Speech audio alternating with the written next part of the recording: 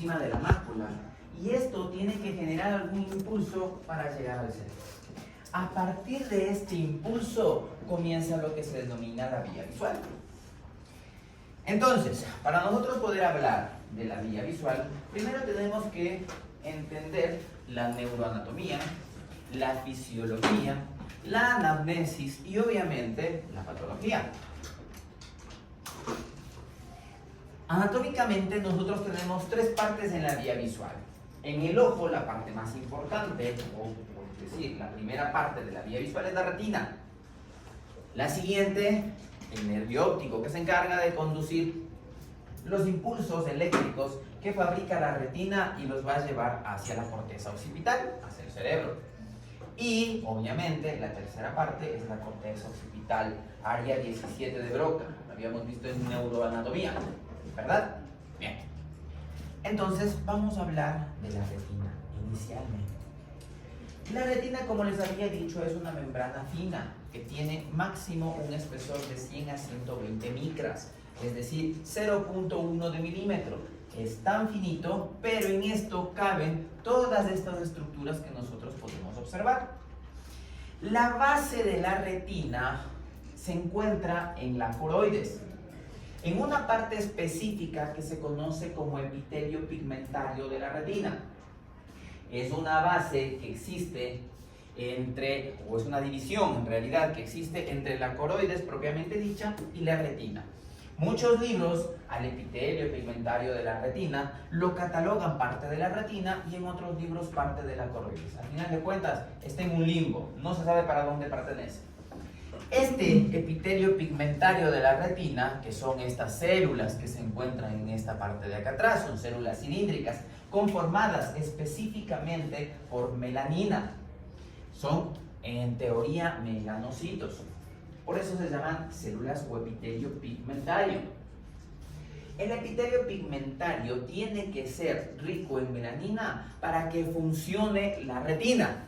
Por eso todos los problemas que tienen, desde los que tienen piel clara, con falta de melanina, hasta los pacientes que tienen albinismo, que tienen ausencia de melanina. Estos pacientes en realidad tienen muy baja visión. Los pacientes albinos tienen muy mala visión. Por eso cuando ustedes hacen un control a un paciente con albinismo, van a ver siempre el pendular de los ojos, van a encontrar un nistagmus. Luego les explicaré por qué se produce el nistagmus. Pero en estos casos, el paciente no puede ver bien.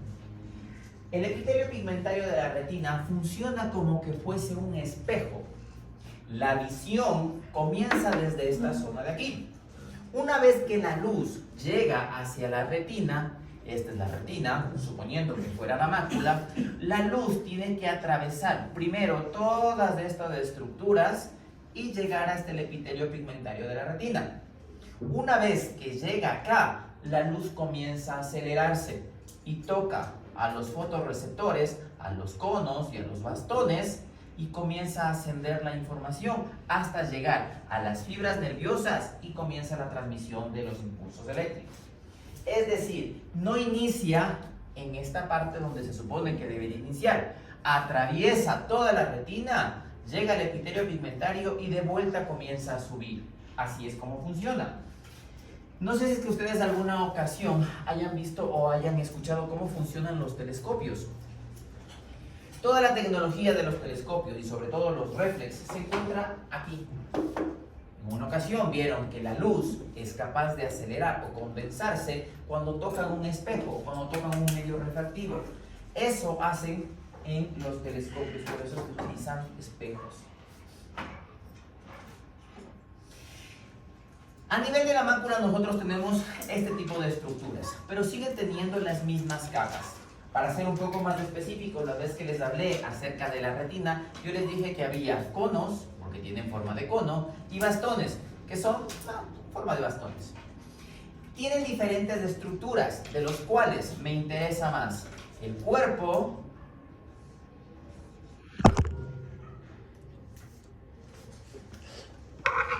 y la estructura basal. Aquí en esta estructura basal se encuentran las mitocondrias, que son las encargadas de generar y transformar esta luz en un impulso eléctrico. Nosotros ya sabemos de antemano que existen tres tipos de estructuras que conforman a la retina. Toda la retina se asienta en un epitelio pigmentario y estas tienen a su vez la primera capa, que es la capa o el estrato neuroepitelial, que está formado principalmente por conos y bastones, o sea, por los fotorreceptores. Por encima de estas se encuentra algo que se llama estrato ganglionar. El estrato ganglionar está conformado por células interneuronales o células de conjunción, que se las denomina así. Estas células de conjunción son en diferentes tipos, que ya los vamos a charlar, y lo que hacen es transmitir la información de los fotorreceptores a las células ganglionares. El último estrato es el estrato ganglionar del nervio óptico, conformado principalmente por células ganglionares. Les había dicho en su debido momento que las células ganglionares son la primera motoneurona, es decir, ahí comienza la excitación a nivel neuronal. Técnicamente son neuronas especializadas, contienen igual su cuerpo y las dendritas.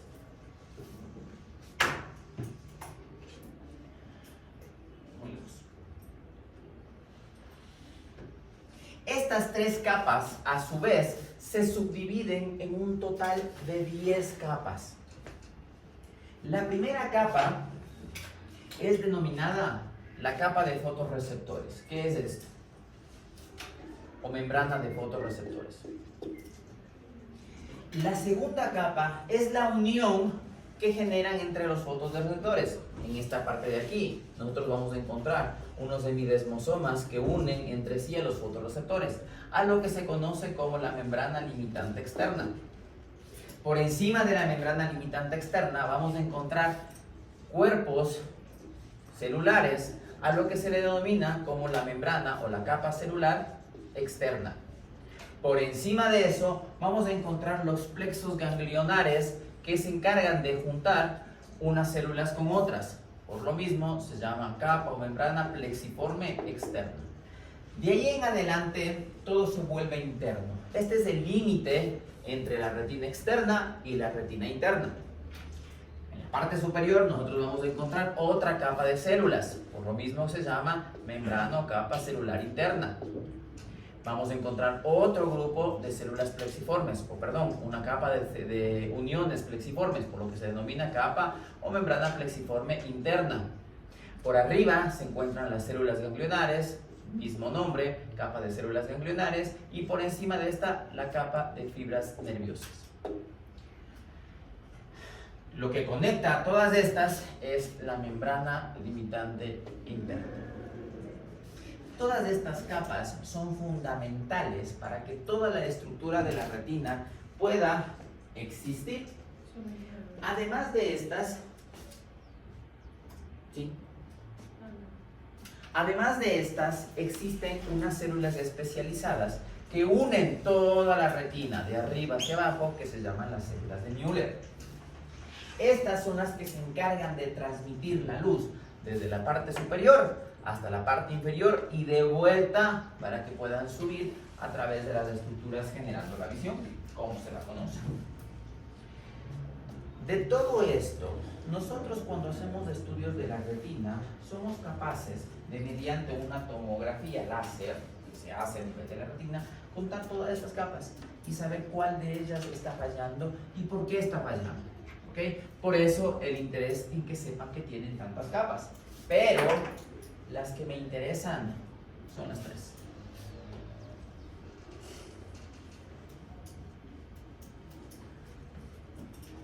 Nadie es capaz de aprenderse las 10 capas hasta ahora.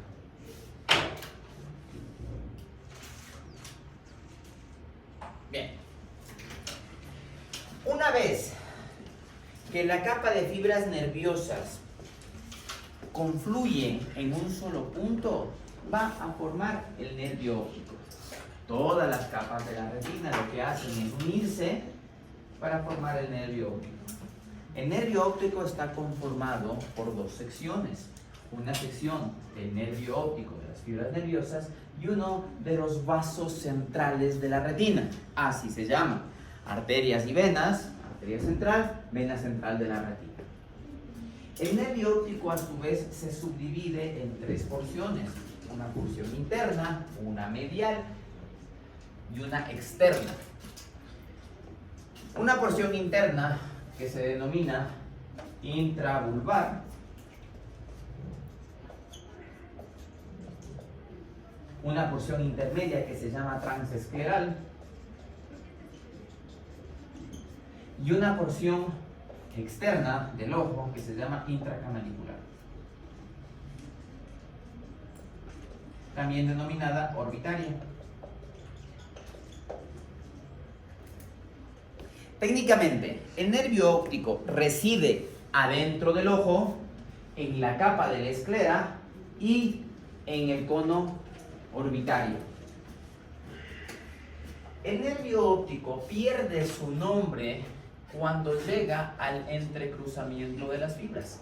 Es decir, la porción del nervio óptico va desde la intravulvar o intraocular, pasa por la transescleral, se vuelve en orbitaria y aquí termina el nervio óptico propiamente dicho. El resto de partes que lo conforman ya son partes directos de los nervios centrales del cerebro. Cuando existe un entrecruzamiento de las fibras, a esta estructura se la conoce como el quiasma óptico. Eso ya lo sabemos. Sabemos que ahí se entrecruzan las fibras del ojo derecho al ojo izquierdo y viceversa. Estas fibras se transforman en cintillas ópticas para dar las radiaciones ópticas y al final terminar en el área occipital.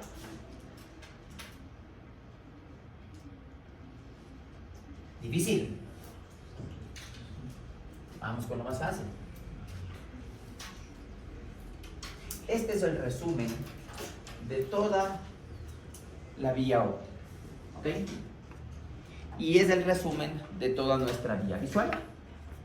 Nosotros sabemos que el nervio óptico atraviesa los agujeros del cráneo. Pasa a formar parte de la decusación de las fibras, a lo que nosotros conocemos como el quiasma óptico. Uno de los grandes errores es pensar que todas las fibras nerviosas se entrecruzan de un lado al otro. En realidad no funciona así. Las fibras que se entrecruzan son el 100% de las fibras nasales y apenas un 20% o un 30% de las fibras temporales. Quiere decir que las nasales sí se cruzan, pero las que vienen del lado temporal, unas se cruzan y otras mantienen su camino. ¿Ok? Es lo que nos dice ahí. La decusación es una decusación parcial de las fibras. Apenas un 70% de ellas se entrecruza, mientras que el 30% permanece en la misma vía. Es ahí que se explican un montón de cosas que veremos en patología. Una vez que el entrecruzamiento termina, las fibras nerviosas han perdido su nombre. Ahora se conocen como cintillas ópticas. Son un grupo de fibras nerviosas más pequeñas que el nervio óptico, obviamente, en las cuales van a subdividirse en diferentes áreas. Las cintillas ópticas van a circundar el hipotálamo y el pedúnculo cerebral, terminando así en el famoso cuerpo geniculado externo.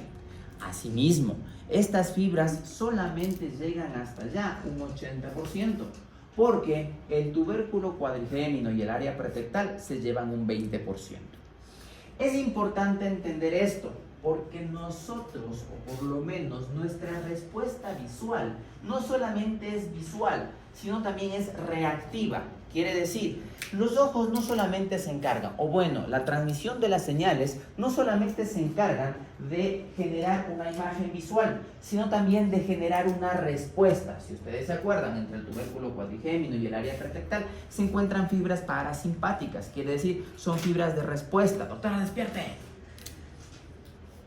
Las fibras de respuesta lo que van a generar son la contracción de la pupila, el cierre rápido de los párpados frente a algún estímulo e inclusive se encargan de una visión que se llama la visión de color que ayuda a poder distinguir cada uno de los colores. Es decir, nuestra visión no solamente es visual central, sino también visual periférica.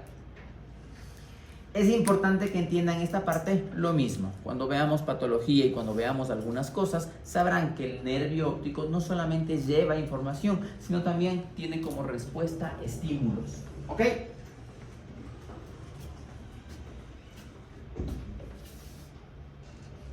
Una vez que han pasado el tubérculo cuadrigémino, van hasta el haz genículo-calcarino y al área pretectal.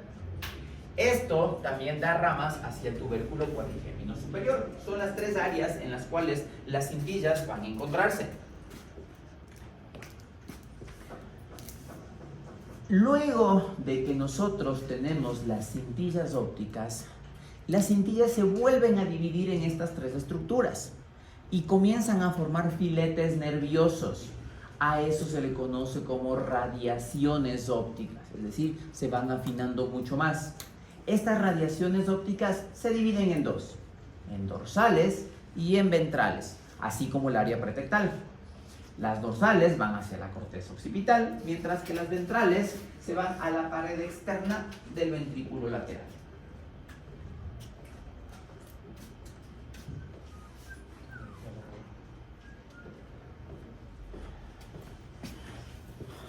La diapositiva queda guardada en su computadora por si necesitan algo más.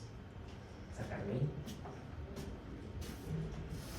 Entonces, ahí sí somos capaces de entender esta parte de aquí. ¿Okay? Una vez que existe el entrecruzamiento, genera las cintillas ópticas. Una de estas se va hacia la parte posterior, hacia el cuadrigémino lateral, y otras suben hacia el área superior de las radiaciones ópticas que se van a la